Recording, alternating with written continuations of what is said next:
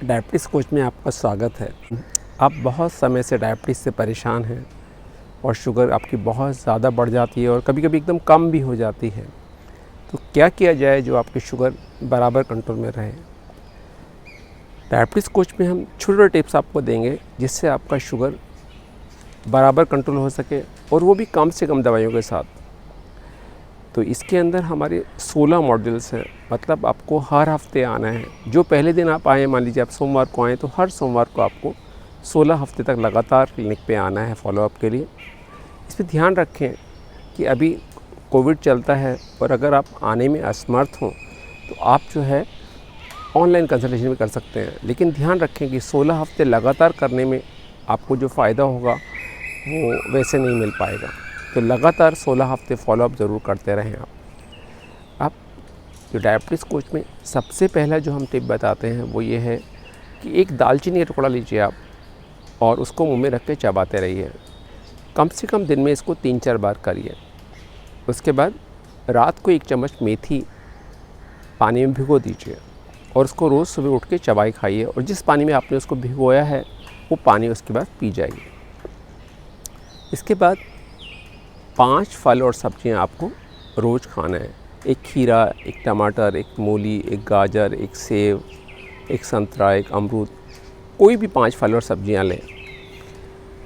लेकिन ध्यान रखें कि केला, चीकू, आम, अंगूर, इन सब में मीठा बहुत ज़्यादा होता है। इनको आप ना ही लें या अगर लें तो बहुत कम मात्रा में, जैसे 4-5 अंगूर की दाना ले लिया या आम की 1 फाँक ले ली, इससे ज़्यादा आप ना लें। इसके बाद आपको कुछ एक्सरसाइज है जो करनी है आपको रेगुलरली। पहला है नौकासन। नौकासन के लिए ज़मीन पे लेट जाएं आप और दोनों पाँव को ज़मीन से 45 डिग्री के एंगल पे ऊपर उठाएं। फिर दोनों हाथों को भी उठा के और पाँव की तरफ ले जाएं, जिससे आपका एक वी का आकार बन जाए या नौका का आकार बन जाए। इस पोजीशन को 10 सेकंड तक रोके रखें, फिर वापस ज़मीन पे आ जाएं। दूसरा व्यायाम है, इसको हम सीजर्स बोलते हैं। फिर से दोनों पाँव को ज़मीन से 45 डिग्री ऊपर उठाइए और दोनों पाँव को एक के ऊपर दूसरे के ऊपर क्रॉस करें, कैंची की तरह। जैसे कैंची चलती है उस तरह से आप दोनों पाँव को चलाएं, एक के ऊपर दूसरा। इसको भी करीबन 10 सेकंड तक करें, फिर वापस ले आएँ। तीसरा आसन है फ्लटर। फ्लटर के अंदर फिर से ऊपर दोनों पाँव को उठाएँ 45 डिग्री पे, लेकिन इस पर पाँव को ऊपर नीचे कराएं बजाय साइड टू साइड करने के। कैंची मतलब ऊपर नीचे चले एक तरह से, इसको फ्लटर बोलते हैं। इसको भी 10 सेकंड तक करें, फिर वापस ले आएँ। चौथा आसन है प्लैंक। ज़मीन पे लेट जाएं पेट के बल और फिर पंजों और हाथों के बल पे पूरे शरीर को ऊपर उठा दें, कोहनी ज़मीन से लगे रहें। इसको बोलते हैं प्लैंक। प्लैंक मतलब एक लकड़ी का तख्ता की तरह आप हो जाएं। इसको फिर से 10 सेकंड मेंटेन रखें। ये चारों आसन पहले दिन आप सिर्फ 1 बार करें, उसके बाद दूसरे दिन 2 बार, फिर 3 बार, फिर 4 बार, धीरे धीरे इसको बढ़ाते जाएं। आपको एक एक्सेल शीट दी गई है जिसके अंदर आप रोज़ाना आपको लिखना है कि कितने आपने आसन किए। फिर साथ साथ आपको उस एक्सेल शीट में अपना वज़न भी लिखना है, रोज़ाना आपका वज़न कितना है। इसके साथ साथ आपकी कमर का एक नाप ले लें आप, जहाँ पे कमर का घेरा सबसे ज़्यादा निकला है उसको आप नाप लें और वहाँ पे आप उसको बराबर उसको रोज़ाना मेज़र करके उसमें लिखते रहें।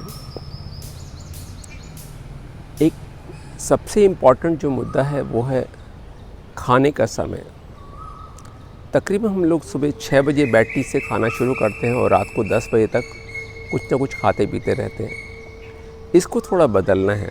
जैसे सोचिए आपने 9 बजे सुबह नाश्ता लिया, 2 बजे लंच किया और रात को 10 बजे डिनर किया, तो आपको सिर्फ करना इतना ही है कि अपना ब्रेकफास्ट आप हटा दीजिए। तो आपको खाने का समय हो गया दोपहर को 2 बजे से और रात को 10 बजे तक, मतलब रात को 10 बजे ताला लग जाएगा मुंह पे और सुबह 2 बजे खुलेगा। तब तक सिर्फ पानी पी सकते हैं। आपको लगेगा कि मुश्किल है, लेकिन धीरे धीरे प्रैक्टिस करेंगे तो हो जाएगा। आपकी गाड़ी में रोज़ाना आप जो है ना 100 रुपये का पेट्रोल डालें या महीने में एक बार 1000 रुपये का डालें, उस पर कोई ख़ास फ़र्क नहीं पड़ता। इसी तरह शरीर में भी इसको लगातार खाना डालने की ज़रूरत नहीं होती। कितने लोग हैं जो कई दिन, हफ्तों तक फास्ट रखते हैं और कोई प्रॉब्लम होती नहीं। आप भी फास्ट रख सकते हैं। और अगर मान लो बहुत भूख लगे बीच बीच में तो आप कुछ फल खा सकते हैं, कुछ ककड़ी, खीरा, टमाटर, कोई सेब, संतरा इस तरह ले सकते हैं। लेकिन खाना जो आपको प्रॉपर खाना है वो दोपहर 2 बजे से और 10 बजे के बीच में, या जो भी टाइम आपको सूट करे, लेकिन टोटल टाइम खाने का आपका सिर्फ 8 घंटे रहे। मान लीजिए 12 बजे आप लंच लेते हैं तो 8 बजे डिनर ले लीजिए और उसके बाद ख़त्म। बस पूरा सिर्फ 8 घंटे में आपका जो भी खाना पीना है वो हो जाना चाहिए। एक और चीज़ आपको ध्यान रखना है, जैसे जैसे आप ये प्रोग्राम शुरू करेंगे आपकी शुगर धीरे धीरे कम होती जाएगी।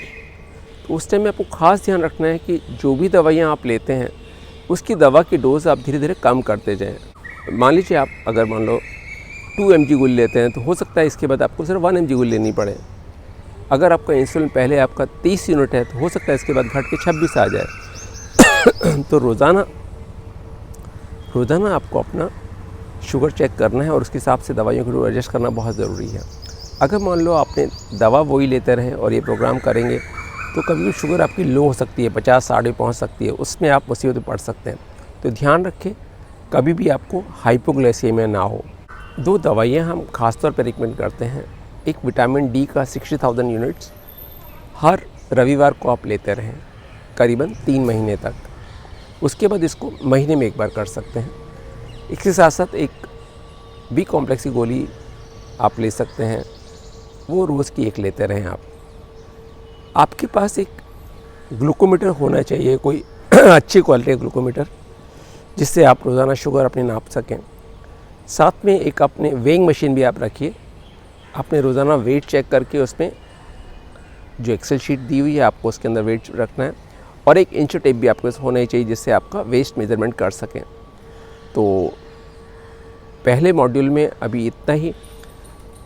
अगले हफ्ते हम फिर मिलेंगे नए मॉड्यूल के साथ। तब तक के लिए जय स्वामीनारायण।